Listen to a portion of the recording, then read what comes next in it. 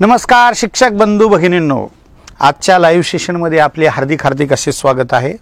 नुकतीच टीईटीची परीक्षा झालेली आहे आणि ज्या विद्यार्थ्यांनी बांधवांनो कन्सेप्ट ओरिएंटेड अभ्यास केलता त्याला नक्कीच अपेक्षित म्हणजेच 90+ असे मार्क पडलेले आहे। परंतु काही असे विद्यार्थी होते की ज्यांनी फक्त मागील प्रीवियस क्वेश्चनवरती मागील झालेल्या प्रश्नपत्रिकेवरतीच भर देऊन तयारी केली होती। अशांना मात्र मोठा झटका बसला, कारण बांधवांनो पेपर हा पूर्ण ॲप्लिकेशन बेसवरती आकलन या घटकावरती असल्या कारणाने चांगल्याला घाम आला। एवढंच नाही तर बऱ्याच मार्गदर्शकांना उत्तर आन्सर की देताना बांधवांनो जवळपास 2 दिवस लागलेले आहे। त्यामुळं तुम्हाला माहिती आहे की जवळपास आमच्या सर्व टीमला गेल्या 20 वर्षाचा काय आहे अनुभव आहे। जवळपास मी बांधवांनो 2009 पासून काय करतोय, डीएड बीएडच्या विद्यार्थ्यांना काय करतोय, शिकवण्याचं काम करतोय। त्यामुळं नक्कीच क्लास लावताना आपण अनुभवी व्यक्ती चमकणाऱ्या चकाकणाऱ्या गोष्टीपासून आपण काय असलं पाहिजे, थोडंसं दूर असलं पाहिजे। परंतु जाऊ द्या, नशीब तुमचं चांगलं आहे की टीईटी नंतर लगेच बांधवांनो 35 दिवसांनी तुमची सीटीईटी म्हणजेच 15 डिसेंबरला सीटीईटीची परीक्षा आहे। मग काही विद्यार्थ्यांनी मला फोन केले, सर टीईटी आणि सीटीईटीमध्ये नेमका काय फरक आहे? तर तो फरक सांगण्यासाठी मी तुमच्या समोर खडे टाकलेला आहे।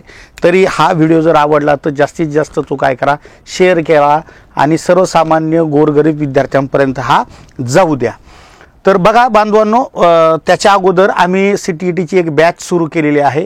त्या बॅचचं सुद्धा वैशिष्ट्य मी तुम्हाला सांगेल, पण सगळ्यात अगोदर टीईटी आणि सीटीईटीमध्ये नेमका फरक काय आहे, मग तेव्हा तुम्हाला याचं काय कळेल, महत्त्व कळेल। चला मग या अगोदर म्हणजे जवळपास 2013 पासून बांधवांनो 1,500 पेक्षा जास्त विद्यार्थ्यांनी बांधवांनो आमचं मार्गदर्शन घेऊन बांधवांनो काय केलेलं आहे, यश संपादन केलेलं आहे। तर हेच तुम्हाला या ठिकाणी फळ्यावर दिसतं। तर मी विषयाला हात घालतो आणि नेमकं तुम्हाला सांगतो की टीईटी आणि सीटीईटी या परीक्षेमध्ये नेमका काय फरक आहे। तर पहिला फरक बांधवांनो की शिक्षक पात्रता परीक्षा ही केंद्राची काय झालेली आहे परीक्षा आहे। 2011ला सगळ्यात अगोदर सेंटर टीचर एलिजिबिलिटी टेस्ट म्हणजे सीटीईटीचं काय झालं होतं, आयोजन झालं होतं 2011ला आणि 2013ला आपल्या टीईटीचं महाराष्ट्र शासनाने आयोजित केलं। फक्त ही सीटीईटी परीक्षा बांधवांनो हिंदीमध्ये असते, तर ही परीक्षा काय असते बांधवांनो मराठीत असते। हे आवर्जून काय करा, लक्षात ठेवा। त्यामुळं ज्याच्या त्याच्या मातृभाषेत असलं साहजिकरित्या त्याला ते सोपं जातं। परंतु बांधवांनो ह्या दोन्ही परीक्षेत साधा जर प्रश्नाचं उत्तर जर द्यायचं झालं की सोपी कोणती आहे, तर बांधवांनो मी म्हणन बांधवांनो सीटेट ही परीक्षा काय आहे, सोपी आहे। याचं कारण जरी ही हिंदीत असली, तुमचा जो काही डीएड बीएडचा जो सिलेबस आहे तो इथं 75 मार्काला आहे की जे शिक्षक होण्यासाठी अत्यंत पोषक आहे। परंतु इथं जर आपण तुलना केली बांधवांनो, इथं फक्त तो जो काय अभ्यासक्रम आहे तो फक्त किती गुणांना आहे, किती मार्काला आहे, 30 मार्काला आहे। त्यामुळं बांधवांनो 75 मार्क तुम्ही ज्याच्यामध्ये 2 वर्ष डीएडचे 2 वर्ष बीएडचे ज्याच्यामध्ये दिले तो अभ्यासक्रम लक्षात ठेवा। आता काय होतं की टीईटी तुम्हाला वाटतं सोपं आहे काय 1 ते 5 वयोगटातील विद्यार्थ्यांचं, परंतु तुम्ही जर बघितलं असेल यातलं कोणताही विषय घ्या, मानसशास्त्र तर खूप हार्डच असतं, परंतु तुम्ही साधं इतिहास भूगोल परिसर अभ्यास जरी घेतलं तरी सुद्धा बांधवांनो राज्यसेवा यूपीएससी लेवलचे क्वेश्चन या परीक्षेत असतात, आलं का लक्षामध्ये। परंतु याचं प्रमाण जर आपण इथं पाहिलं, अभ्यासक्रमामध्ये अध्यापन शास्त्राला पेडॉलॉजीला 75 मार्काचं वेटेज असल्या कारणाने तुम्ही त्या डीएड बीएडचा अभ्यास केलेला असतो आणि त्या ज्या 100-150 अत्यंत महत्त्वाच्या शिक्षण क्षेत्रातल्या संकल्पना आहेत त्या जर आपल्या क्लिअर झाल्या तर सहज आपल्याला बांधवांनो या ठिकाणी 75 मार्क सहज पडू शकतात। फक्त प्रश्न आहे की आपलं बऱ्यापैकी हिंदी थोडंसं तरी चांगलं पाहिजे, आलं का लक्षामध्ये, आणि ते चांगलं आम्ही नक्कीच तुमचं करून घेऊ, कारण 35 दिवस योग्य वेळ आहे, काही कमी नाही कमी जास्त नाही। तर आता पहिला इकडं बालमानसशास्त्र, इकडं हे बालमानसशास्त्र आहे। फक्त इकडं बालमानसशास्त्राला 30 मार्क आहे, तर ह्या बालमानसशास्त्रातील अध्यापन शास्त्राला इकडं 15 मार्क आहे, हे वेटेज आहे। इकडं मराठी किंवा हिंदी इंग्रजी तुम्ही घेऊ शकता, तिकडं कंपल्सरी बांधवांनो आता तर तोही नवीन नियम आला, त्यामुळं दोन्हीकडे सारखं आहे। फक्त इकडं मराठी आणि इंग्रजीच्या याला बांधवांनो अध्यापन शास्त्र आहे, म्हणजे मराठीचं शिक्षक कसा असावा, मराठीचं पाठ नियोजन कसं करावं, शैक्षणिक साहित्य कोणते असावे, कुठली क्षमता अत्यंत महत्त्वाची आहे, पाठ्यपुस्तकाचा अभ्यास का महत्त्वाचा आहे, भाषेचं गरज काय आहे, भाषेचे वैशिष्ट्य काय आहे, ज्या तुमच्या DEDचे जे काही 8 ते 9 10 चॅप्टर होते तेच चॅप्टर बांधवांनो तुम्हाला इथं 15 मार्काला आहे. मग उरलेले 15 मार्कात काय असतं की तुम्हाला 5 मार्क गद्याला, 5 मार्क पद्याला आणि 5 मार्क तुमच्या व्याकरणाला. म्हणजे इकडं तुम्हाला मराठीचं 30 मार्काचं व्याकरण आहे तर इथं फक्त 5 मार्काचं व्याकरण आहे. हा फरक आहे. त्यामुळं बांधवांनो ह्या परीक्षेच्या तुलनेत ही परीक्षा थोडी सोपी वाटते. तसंच बांधवणं हिंदीचं सुद्धा आहे किंवा तुमचं इंग्रजीचं सुद्धा आहे. इथं हिंदीचं बांधवणं अध्यापनशास्त्र हे 15 मार्काला आहे आणि गद्य पद्य आणि व्याकरण हे सगळं मिळून 5-5 मार्काचं 15 मार्काला आहे. हा एवढा मोठा फरक आहे. तसं इकडं नाही ना. इकडं ते 30 क्वेश्चन व्याकरणचे सोडवणे म्हणजे बांधवांनो काय माहिती आहे का, जसं आपण ऊस सारख्यामध्ये टाकतो तिकडून सगळं काय चिपाटच बाहेर पडतं तसा बांधवांनो काय आहे परीक्षा झाल्यावरती सगळा या ठिकाणी राडा झालेला आपल्याला दिसून येतो. त्यामुळे ही परीक्षा या तुलनेत काय आहे सोपी आहे. त्यानंतर गणितामध्ये अत्यंत महत्त्वाचं तुमचा जर पहिला पेपर असेल तर गणिताचे 30 क्वेश्चन सोडवणं तुम्हाला शक्य होत नाही. 30 क्वेश्चन सोडायला 2 तास लागतील तुम्हाला जवळपास. तिथं हे सगळे लेंदी खूप मोठमोठे प्रश्न असतात. आलं का लक्षामध्ये. तर इथं 30 ऐवजी फक्त 15 क्वेश्चन सोडायचे. मग 15 काय करायचे तुम्हाला अध्यापनशास्त्र करायचंय की गणिताचा शिक्षक कसा असावा, शैक्षणिक साहित्य, पाठ्यक्रम, संबोध, नियोजन, त्यानंतर वेगवेगळ्या काय म्हणू आपण त्याला गणिताचे जे काही सिद्धांत असतात ते सगळे या ठिकाणी आपल्याला काय करायचे 8 ते 10 चॅप्टर या ठिकाणी पाहिजे. त्याचबरोबर परिसर अभ्यास किंवा पर्यावरणात सुद्धा 15 मार्काला बांधून परिसर अभ्यास कसं करावं, कोणत्या अध्यापन पद्धती, मूल्यमापन कसं करावं हे सगळं महाभारत इकडं असतं. फक्त भाषा इकडं कोणती आहे गुरुजी, इकडं आहे हिंदी. लक्षात ठेवा. तर काय आहे माहिती का की आपली राष्ट्रीय भाषा हिंदी आहे, द्वितीय भाषा हिंदी आहे. तर हिंदी इतकीही अवघड नाही आहे कारण तुम्हाला लिहायचं नाही आहे, तुम्हाला पर्याय निवडायचे. त्यामुळे जर तुम्ही बऱ्यापैकी तुमचं जर 10वी 12वीला जरी हिंदी असेल, कमीत कमी 10वीपर्यंत असेल तर तुम्ही आवर्जून CTET तयारी 1 महिन्यामध्ये करू शकता. तुलनेत TET जरी तुमची मराठी असेल पण बांधवणं इतिहास शिकायचं झालं तर प्राचीन, मध्ययुगीन, आधुनिक. भूगोलचं तयारी करायचं झाली तर तुमचं खगोल, जग, भारत, महाराष्ट्र, जिल्हे आणि नाही तर नाही काही विचारू शकतात ते. पण इथं ठराविक साचेबंद अभ्यासक्रम आहे. त्या 8 प्रकरणाच्या बाहेर परीक्षा जात नाही.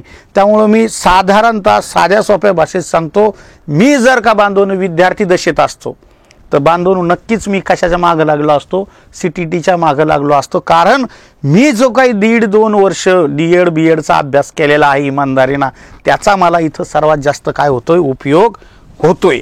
आलं लक्षात. इकडं त्याचा उपयोग कमी आहे. त्यामुळं त्या तुलनेत ही परीक्षा काय आहे सोपी आहे. आणि तुमच्या माहितीस्तव सांगायचे 2000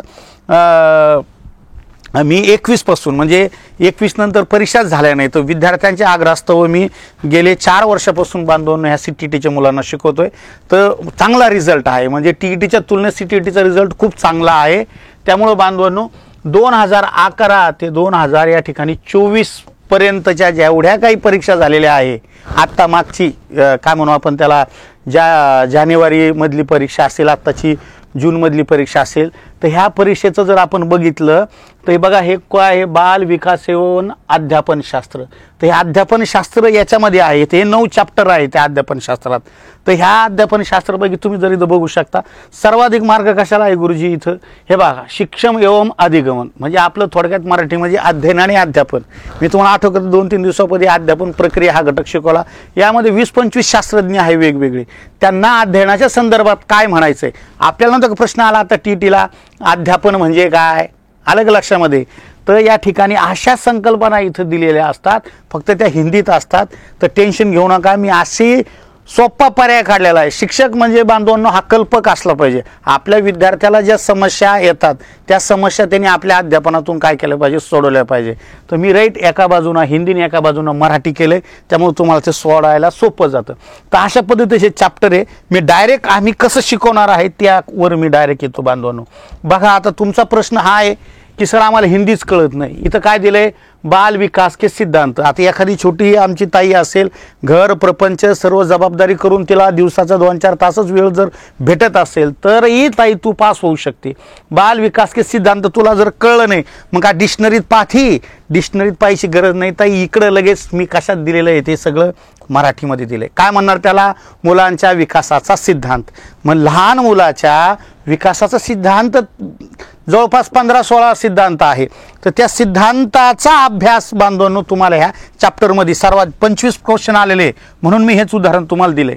मग इथं पहिला सिद्धांत कोणता आहे, निरंतरता का सिद्धांत. मग आता निरंतरता किसे कहते हे निरंतरता कुठे शोधता बांधवांनो, डिक्शनरीमध्ये. लगेच सुरज सरने तुम्हाला इथं तयारी करून दिली की याला सातत्याचा सिद्धांत म्हणतो. मग सातत्याच्या सिद्धांतामध्ये तुम्हाला सातत्य या शब्दावरून कळतं. इथं उदाहरण दिले, गर्भावस्थेपासून मृत्यूपर्यंत प्रत्येक व्यक्ती काय आहे, निरंतर काय करत असतो, शिकत असतो. हे उदाहरणावरून तुम्हाला लक्षात येईल. तुम्हाला महाभारतातलं सुद्धा उदाहरण माहिती आहे. आपला अर्जुनाचा मुलगा हा गर्भावस्थेमध्येच बांधवनो चक्रव्यूहामध्ये कसं युद्ध करायचं तो शिकलेला असतो. तर ही उदाहरणावरून आपल्याला लक्षात येतं की ही संकल्पना अनादी काळापासून चालत आलेली आहे. त्यामुळं बांधवांनो आपल्याला लगेच लक्षात येतं, निरंतरता का सिद्धांत इस सिद्धांत के अनुसार विकास न रुकने वाली क्या है, प्रक्रिया आहे. न रुकने वाली म्हणजे न थांबणारी प्रक्रिया. ज्या वेळेस तुम्ही जर एखाद्या खड्ड्यात पडता तिथं जर तुम्हाला पटकन कोणी उचलायला असेल ना बांधवांनो, रनिंग करायला काय जात असतं, माणसाला बळ येत असतं. आलं लक्षामध्ये. तुम्ही अभ्यासाला बसले तुम्हाला समजलंच नाही तर पुढे अभ्यास जात नाही. नाही समजल्यावर कोणीतरी मार्गदर्शक असावा. त्यामुळे ह्या पद्धतीनंच आम्ही तुम्हाला काय करणार आहे बांधवांनो या ठिकाणी शिकवणार आहे. प्रश्नाच्या संदर्भात सुद्धा तुमचे 2011 पासून ते आतापर्यंत 24 पर्यंतच्या सगळ्या प्रश्नांचं ट्रान्सलेट केलंय. विकास कभी न समाप्त होने वाली प्रक्रिया आहे. एखाद्या ताईला जर नाहीच कळलं, हे पर्याय नाहीच कळले तर नवीन बांधवांनो ते मराठीतून सुद्धा असतं. विकास ही कधी न संपणारी काय आहे, प्रक्रिया आहे. तर बांधवांनो लक्षात ठेवा. तर इथं निरंतरता का म्हटलंय, इथं सातत्याचा म्हटलंय की लगेच ताईच्या लक्षात येऊन जातं निरंतरता आणि सातत्याचा हा एकच आहे. मग पर्याय क्रमांक 2 याचं उत्तर आहे असं लक्षात येऊन जातं. कधी न समाप्त होणेवाली आणि निरंतरता, कधीच न संपणारी म्हणजे सातत्याने चालणारी. अशा पद्धतीने जर आपण तयारी केली तर मी तुम्हाला सांगतो 75 मार्कापैकी कसंही तुम्हाला बांधवांनो 55-60 मार्क पडतात. आणि राहिलेल्या बांधवांनो 75 मार्काच आत्ताच तुमची TET झालेली आहे आणि आत्ताच तुमचा पाठ्यपुस्तक झालेला आहे. NCERT आणि आपलं स्टेट बोर्डात इतका काही फरक नाही असा. आलं लक्षात. इथं सुद्धा तुम्हाला जर मध्ययुगीन कालखंडात जर प्रश्न आले तर हेच जे युग पुरुष आहे आपले त्यावरच येणार आहे. प्राचीन आला तर त्याच धर्मावरती किंवा आणखीन काय म्हणतो आपण त्याला पौराणिक काळातल्या ग्रंथांविषयीचीच माहिती आपल्याला इतिहासात दिसते. विज्ञानामध्ये सुद्धा शालेय पाठ्यपुस्तक फक्त वर्गाने मागं पुढं असतं की CTETला किंवा सेंट्रलच्या काय म्हणू आपण त्याला वर्गांना अगोदर शिकवलं जातं, थोडंसं महाराष्ट्रात 2-3 वर्गांनी नंतर. पण आपण सरासरी जर बघितलं की सिलेबस हा आपला 1ली ते 10वी सारखाच आहे, इतका त्यामध्ये भेद दिलेला नाही. आलं लक्षामध्ये. त्यामुळे तुमचा छान पद्धतीने आता काय झालेले आहे बांधवांनो, जे काही आपण पाठ्यपुस्तक म्हणतो, जे काही आपण स्कूल कंटेंट म्हणतो त्याचा अभ्यास तुमचा TET झालेला आहे. फक्त तुम्हाला जर का आता पेडॉलॉजीची ताकद मिळाली तर बांधवांनो 1 महिन्यात तुमची CTETची तयारी होते. त्यासाठी लागणारं सगळं video, recorded video, live lectures आणि तुमचे बांधवांनो सगळ्या प्रश्नपत्रिकेचा मागचा पूर्ण डाटा PDF स्वरूपामध्ये. आणि तुम्हाला माहिती आहे माझं पुस्तक आहे मार्केटला शिक्षणशास्त्राचं, ते पुस्तकही तुम्हाला मी फ्री देतोय. मार्केटमध्ये असेच केंद्राचे वेगवेगळे शिक्षक आहे, त्यांच्या साध्या PDF बांधवणं 500-500 रुपयाचे आहे. मी तुम्हाला त्या PDFही फ्री देतोय, पुस्तकही प्रिंटेड फ्री देतोय की ज्याच्यामध्ये बांधवणं तुम्हाला इकडे मराठी आणि इंग्रजीचा काय होतोय उपयोग होतोय. मग यापेक्षा आणखीन सोन्याहून पिवळं काय असू शकतं बांधवांनो. आणि प्रत्येकाचा अभ्यास करून, हे माझं पुस्तक आहे, या पुस्तकात सगळ्या कंटेंट मी तुम्हाला काय केलेला आहे दिलेला आहे. त्यामुळे जर तुम्हाला आवडलं तर ही लाईव्ह आणि रेकॉर्डेड असणार. मग यामध्ये आपले आंतरकर सर आहे, गणेश शिकवायला तुम्हाला दररोज लाईव्ह आपले शरद सर आहे, त्यानंतर व्हिडिओ विज्ञानसाठी आपले चांदोरीकर सर आहे. ह्या सगळ्यांचे तुम्हाला मी रेकॉर्डेड व्हिडिओ दररोज देणार आहे. कारण लाईव्ह दररोज 6-7 तास जर तुम्ही लाईव्ह आले तुमचं वाटोळं होईल. जे अत्यंत महत्त्वाचं आहे, जे आपल्याला समजत नाही अशा गोष्टी जरी तुम्ही बांधवांनो, आता इथं सर्वात जास्त मार्क कशाला आहे, पेडॉलॉजीला आहे, शिक्षणशास्त्राला आहे. मग मी दररोज 2 तास घेईन ना लाईव्ह तुमचं. आलं का लक्षामध्ये. मग बांधवांनो इतर लोकांचे व्हिडिओ तुम्हाला मी कशात देणार ते व्हिडिओच्या स्वरूपात देणार. त्यामुळे तुम्हाला आणि PDF स्वरूपात नोट्सही सगळ्या देणार. सगळ्या NCERTच्या नोट्स तुम्हाला विज्ञानाच्या असेल, इतिहास असेल, भूगोल असेल, गणित असेल तुमचं. आणि प्रत्येक संडेला बांधवनं तुमचं झूमवरती मी डिस्कशन घेणार आहे. आणि शिकवताना सुद्धा अधूनमधून विद्यार्थ्याला मी विचारत असतो तुम्हाला ॲपवर शिकायला आवडेल का झूमवर. ॲपवरही आपलं असतं, झूमवरही असतं. त्यामुळे तुम्हाला आवडतं तर ह्या नंबरवरती तुम्ही कॉल करा. आणि 1000 रुपयामध्ये बांधवांनो पेपर 1 पेपर 2 असं तुम्हाला दोन्ही भेटणार. हे जे पुस्तक दिसतंय हे तुम्हाला घरपोच 1000 रुपयामध्येच तुमच्या पत्त्यावरती येऊन जाईल. तर आता बांधवांनो परत काय असतं याच्यामध्ये, हे अशा पद्धतीचं मी स्वतः डोकं लावलेलं आहे. बघा इथं 2012ला आता मराठीचा पेपरमध्ये आपल्याला जर चॅप्टरच माहीत नाही कोणते दरवर्षी येतात, हे काही भाषा अध्यापन, भाषिक कौशल्य, भाषेचे क्षेत्र, अध्यापन पद्धती, मराठी व्याकरण. तर याच्यापैकी जर आपण बघितलं सर्वात जास्त मार्क कशाला आहे तर हे 22 मार्काला आहे. पहा वर्ग अध्यापनातील समस्या. आलं लक्षामध्ये, जर वर्ग अध्यापनातील समस्या ह्या सतत दरवेळेस 2-3 मार्काला या ठिकाणी जर विचारल्या जात असेल तर किती सोपं आहे.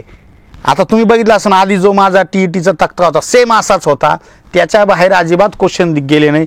एवढंच नाही तर आदल्या दिवशी मी जे काही 7 ते रात्री 10:30 या वेळेत जे काही मार्गदर्शन केलं तर 3.5-4 तासाचं बांधून 10 क्वेश्चन जशाच तसे त्याच्यातले आलेले होते. पण आता उपयोजनात्मक जशाच तसं कसं येईल रे, तरी मी तुम्हाला सहज बोलत होतो ते की आपलं काय म्हणतात त्याला विस्थापन, की बॉसनी किंवा आपल्या ऑफिसरनी मोठ्या जर रागवलं तर त्याचा ताण माणूस काय करतं घरी येऊन लैकळाबाळावर किंवा बायकोवर काढतं, त्याला आपण विस्थापन असं म्हणतो. असे वेगवेगळे तुम्हाला मुख्याध्यापकाचंही उदाहरण दिलं तर मी की मुख्याध्यापकाने शिक्षकाला रागवलं तर लगेच शिक्षक काय करतो वर्गात जाऊन पोराला बद मारतो. म्हणजे बॉसनी रागवल्यावरती लहान्यावरती राग काढणे याला विस्थापन म्हणतात. हे मी तुम्हाला ते उदाहरण घेतलेलं जसंच तसं आलं.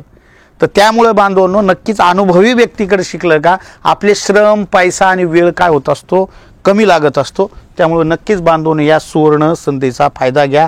कारण येणाऱ्या काळात शिक्षक भरती 100% होणार, त्यात काही शंकाच नाही. हिंदीचंही तसंच, तुमचं गणिताचंही तसंच.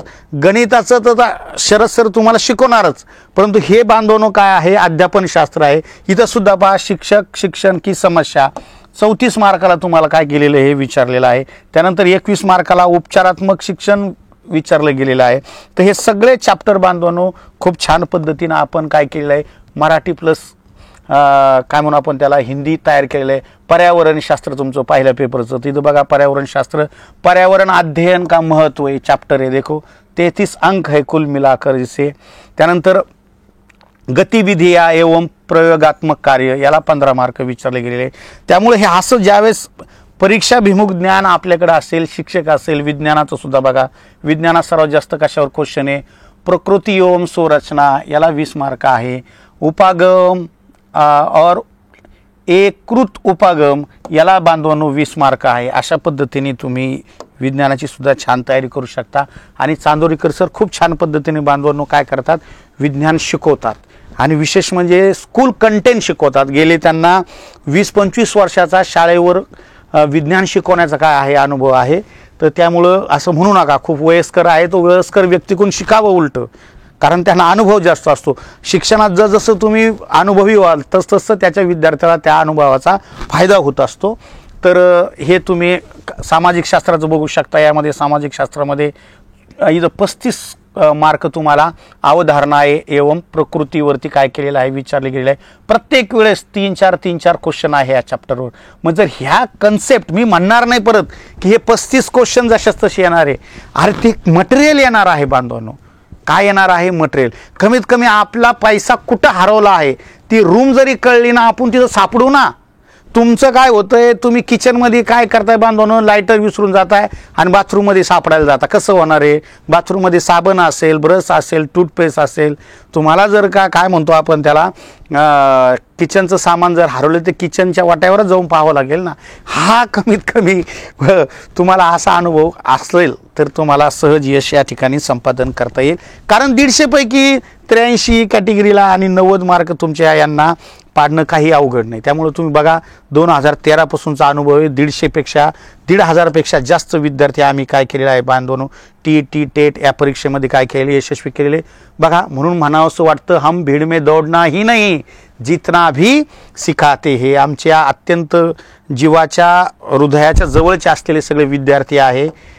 मी तर कधी विद्यार्थ्याला म्हणत नाही तुमचा फोटो द्या, अमकं द्या, टमकं द्या, पण जे अत्यंत जवळचे आहे त्या विद्यार्थ्यांचं वा नुकते जे काय आपली शिक्षक भरती झाली त्यामध्ये यशस्वी झालेले विद्यार्थी, तुम्हाला तर माहिती आहे शिक्षक व्हायचं म्हणजे आज TET किंवा CTET पास असल्याशिवाय तुम्ही शिक्षक तर होऊच शकत नाही. त्यामुळे हे TET पण पास आहे, CTET पण पास आहे बांधवांनो.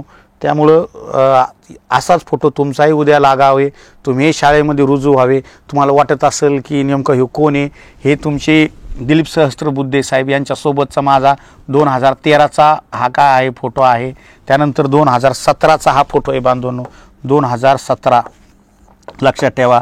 हे आपले ढेरे साहेब आहे आणि हे आत्ताचे आपले 2024चे शिक्षण मंत्री आता नुकतेच हे आपले केसरकर साहेब, हे शिक्षण सचिव उपसचिव मंत्रालयामध्ये एका कार्यक्रमात माझ्या पुस्तकाच्या प्रकाशन झालं होतं.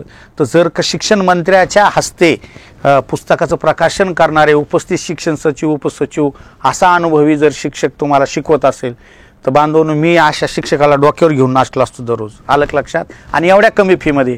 अरे मी साधं इंग्रजी शिकायला बांधवांनो पुण्याला मला जावं लागलं होतं D.Ed B.Ed झाल्यानंतर. आलं लक्षामध्ये. तिथं 5-6 हजार रुपये करून रूम करून ते राहून 3-4 महिने शिकवलं. फक्त का की कसं अध्यापन करते स्पर्धा परीक्षेला. शालेय लेवलची वेगळी गोष्ट आहे, स्पर्धा परीक्षेच्या कन्सेप्ट कशा क्लिअर करतात, कसं उभा कसं राहायचं त्या मुलांसमोर.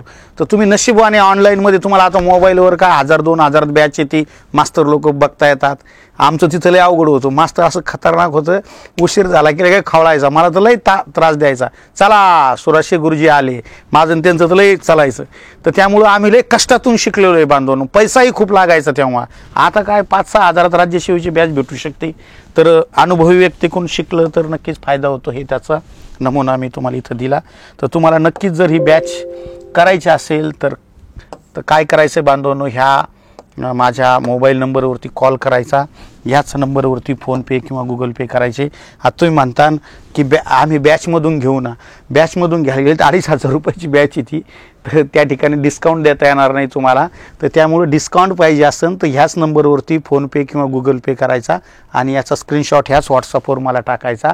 तो स्क्रीनशॉट दिसला की तुम्हाला ॲटोमॅटिक व्हॉट्सअपवरच आपल्या ॲपची काय येते लिंक येते, ते डाउनलोड करायची आणि बांधवांना ॲप काय करायचं या ठिकाणी सुरू होऊन जातं. तिथंच तुम्हाला सर्व शिक्षकांचे रेकॉर्डेड व्हिडिओ आणि माझे आणि शरद सरांची लाईव्ह सेशन तुम्हाला त्या ठिकाणी दिसून जातील. एवढं बोलून थांबतो. जय हिंद, जय महाराष्ट्र.